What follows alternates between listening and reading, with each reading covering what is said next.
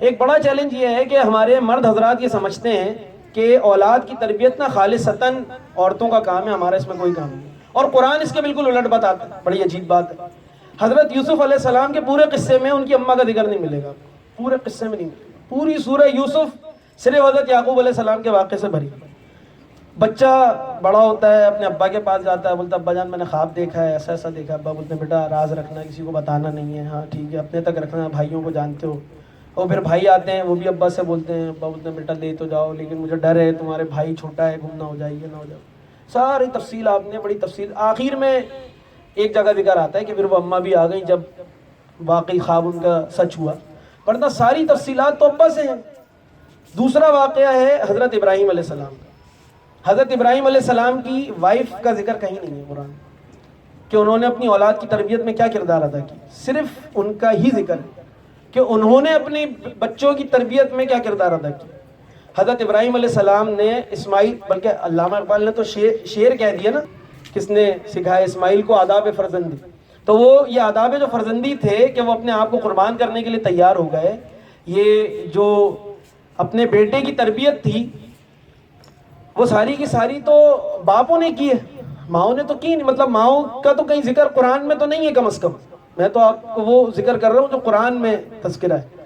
تو قرآن میں باپوں کا تذکرہ ہے، ماؤں کا بہت تفصیل کے ساتھ کہیں تذکرہ نہیں ہے۔ یہ بھی اس کو بھی غور کیجئے گا نا کہ یہ جو ایج ہے نا بڑی میٹر کرتی ہے، یعنی ایک بچہ کہ جس کی عمر 7 سال سے کم ہے، یعنی حضرت موسیٰ علیہ السلام کو جب ان کی ماں نے دریا کے اندر ڈال دیا، بہن کو بولا ساتھ ساتھ جاؤ، اور وہ ساتھ ساتھ چلتی رہیں، تو وہاں جا کے جب ان کو پتہ چل گیا ٹھکانہ کہاں پر ہے تو پھر وہ اپنی ماں کے پاس ہے، کیونکہ اس چھوٹے بچے کو ماں کی ضرورت ہے۔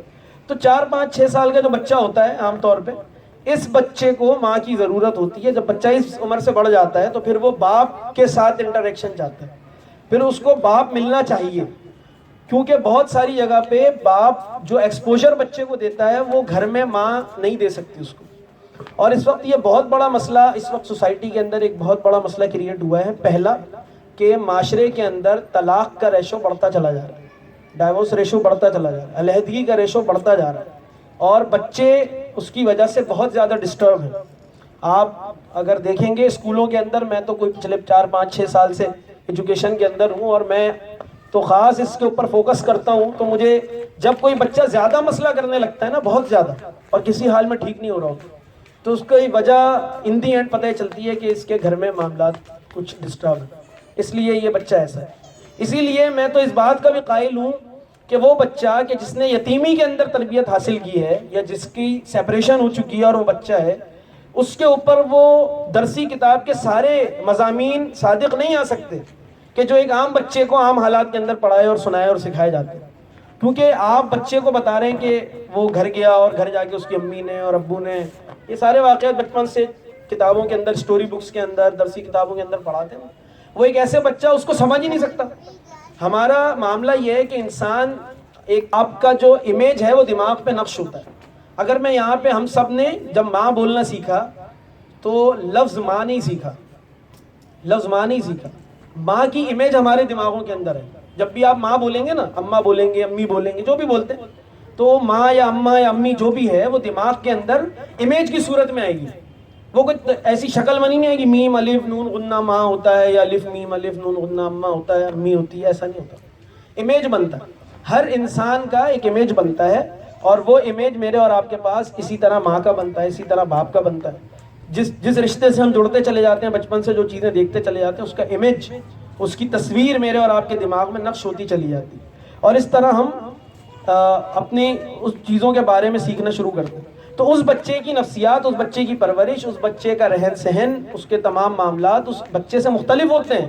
جس بچے نے گھر میں ایک نارمل صورتحال دیکھی ہوتی ہے، جس کو روز اماں ملی ہیں، جس کو روز ابا ملے، اس کے اور اس بچے کے درمیان کہ جس کو اماں ابا نہیں ملے، یا دونوں میں سے کوئی ایک نہیں ملا، اس کے بہت فرق ہوتا ہے۔ دونوں کی پرورش کے اندر، دونوں کے سمجھنے میں، سیکھنے کی صلاحیتوں میں بہت زیادہ فرق آ جاتا ہے۔ میں بتا دوں، یہاں پہ شیئر کر رہا ہوں، ساؤتھ کوریا کے اندر جو شادی کا ریشو ہے نا 1% ہے، شادی کا ریشو ہے 1%، شادی نہیں ہوتی وہاں پہ۔ اس لیے آئندہ 50 25 سالوں کے اندر پتہ نہیں ان کی نسل رہے گی بھی کہ نہیں رہے گی، وہاں پہ ان کی شادی ہی نہیں ہے۔ وجہ کیا ہے کہ آپ شادی اس لیے کرتے ہیں کیونکہ کسی کو کسی پہ ڈیپینڈنٹ ہونا ہوتا ہے، اس لیے شادی کی جاتی ہے۔ خاتون کو کسی مرد پہ ڈیپینڈنٹ ہونا ہوتا ہے، اس لیے وہ شادی کرتی ہے۔ साउथ कोरिया के अंदर सब नौकरियां कर रहे हैं, खातून को ज़रूरत ही नहीं, मैं नौकरी कर रही हूँ, मैं कमा रही हूँ, मुझे क्या ज़रूरत है किसी पर डिपेंडेंट हूँ। तो वहाँ पे शादी होती है उसी तरह जिस तरह जॉब एग्रीमेंट होता है, आप क्या देंगे, मैं क्या दूंगी, सर्विसेज क्या होंगी, क्या दिया जाएगा, क्या लिया जाएगा, और उसके बाद फिर ताल्लुक बनेगा।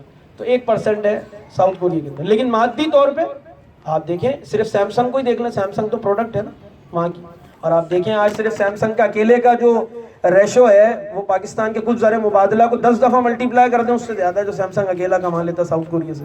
ये डाइवो बस सर्विस, ये साउथ कोरिया की बस सर्विस है, वहाँ से आती है। तो 3-4 प्रोडक्ट्स में ही उनका पूरा मुल्क चल रहा है, उनको ज़रूरत भी नहीं है इतने ज़्यादा झमेले पालने की। लेकिन ख़ानदानी निज़ाम तबाह बर्बाद हो चुका है, जिस पर कुरान पूरे का पूरा फोकस करता है, एम्फसाइज करता है। एक बात। तीसरा बड़ा मसला ये है कि वालिदैन, एक तो हमारे पास शादी का कॉन्सेप्ट क्लियर नहीं है, पहला बड़ा मसला। आप किसी नौजवान लड़के लड़की से पूछें शादी क्यों की जाती है, तो उसको ये पता ही नहीं है शादी क्यों की जाती है। वो या तो कोई अच्छा लग गया होता है इसलिए शादी की जाती है, या उम्र निकल रही होती है इसलिए शादी की जाती है, या अम्मा बहुत ज़्यादा ज़ोर दे रही होती हैं इसलिए शादी की जाती है। शादी, बल्कि एक साहब कहने लगे कि जितने तैयारी और जितने खर्चे और जितनी प्रिपरेशन और जो कुछ भी सारा कुछ ताम झाम शादी से पहले होता है ना, अगर उतनी तैयारी शादी के बाद के लिए कर ली जाए तो बहुत सारी सुकून ज़िंदगियों के अंदर आ जाए और बहुत सारे मामला ठीक हो जाए हमारे, कि जितनी तैयारी पहले की जाती है। मैं पढ़ाता हूँ मुख्तलिफ़ जगह पे, मुख्तलिफ़ क्लासें लेता रहता हूँ। एक जगह मैं मैट्रिक की क्लास में गया और मज़े की बात यह उस क्लास में सारी लड़कियाँ थीं, लड़के थे ही नहीं उस क्लास के अंदर। मैंने किसी मिसाल देने के लिए मैंने उनसे पूछा कि अच्छा वो देखा आपने दूध में उबाल आता है, दूध का उबाल देखा आपने, दूध में जब आप उबाल, तो मुझे अंदाज़ा हुआ चेहरे से, लाज़िम बात है पढ़ाते हुए टाइम हो गया तो मैं चेहरे पे ना वो अजनबीपन था कि दूध का उबाल समझ में नहीं आ रहा उनको कि दूध का उबाल क्या होता है। तो मैं थोड़ी देर रुक के ना मैंने पूछा, मैंने कहा आप दूध का उबाल पता है बेटा आपको? तो वो 10th क्लास की एक नहीं बड़ी तादाद में लड़कियों ने कहा सर हमें नहीं पता दूध का उबाल क्या होता है। मैंने कहा आपने दूध नहीं उबाला कभी? बोले नहीं सर हमने तो नहीं उबाला। अच्छा मज़े की बात ये वो स्कूल डिफेंस में वाक़ई नहीं है, कहीं डिफेंस का एलीट क्लास का स्कूल हो जहाँ पे नौकर चाकर लगे हों माशाल्लाह से हर चीज़ के लिए, तो समझ में आए।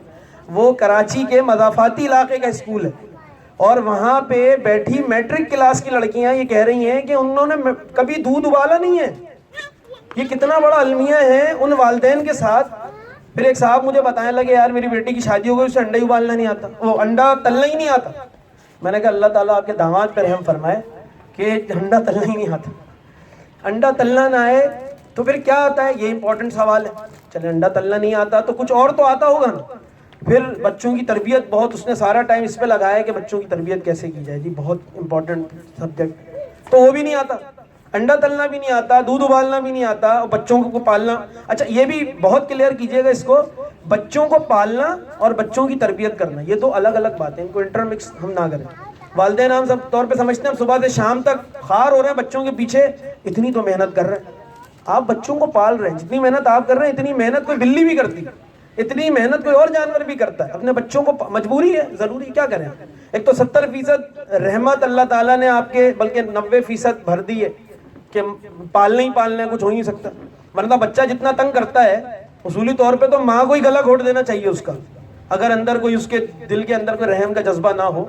सही बता रहा हूँ मैं आपको। यही हाल आप थोड़ा, अगर कोई बुजुर्ग आपके घर में हो जाए आप देख लें, वही सारे वो काम कर रहा होता है एक बुजुर्ग जो एक बच्चा कर रहा होता है। वो उसी तरह पॉटी करता है, उसी तरह मोहताज होता है, उसी तरह खाने का पीने का, और आप किस तरह उसका काम करते हैं। और बच्चे की पॉटी भी हंस हंस के धुला रहे होते, कितना मज़ा आ रहा होता, माशाल्लाह तो बैठ के करने लगी, इतना खुश हो रहे होते हैं हम। क्यों? ये अल्लाह ताला ने जज्बा दिया ना पालने का, आप ना करेंगे तब भी आपको पालना पड़ेगा, ना होता तो कहाँ से बच्चे पलते। तो बच्चे पालना एक बिल्कुल अलग बात है और बच्चों की तरबियत करना बिल्कुल एक अलग बात है। ये दोनों अलग अलग बात है। बच्चों की तरबियत एक पूरा काम है, एक पूरी जिम्मेदारी है, उसको समझना, उसको सीखना बहुत ज़्यादा ज़रूरी है। जिस तरह हर चीज़ के लिए हम सीखना चाहते हैं ना, इसी तरह बच्चों की तरबियत भी सीखनी पड़ती है।